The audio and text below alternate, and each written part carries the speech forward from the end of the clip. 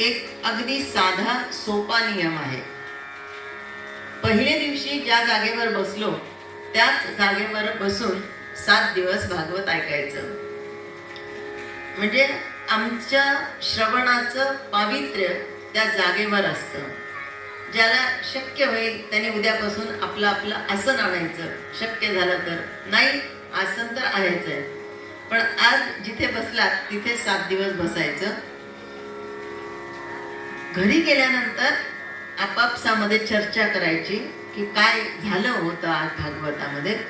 म्हणजे श्रवण, मनन आणि निधिध्यासन या सगळ्या गोष्टी जर घडल्या तर आम्हाला भगवंताची प्राप्ती फार लवकर होते. इकडे फक्त बसायला अवघड होतं म्हणून इकडच्या साईडने जर बसले असतील तर त्यांनी चेअर एका बाजूला अशा घ्या आणि अशा समोर या, ते जास्त छान वाटेल. मला बघताना ऑड होतंय आणि श्रोता कसा समोर पाहिजे, म्हणून शक्य असेल तर हे असं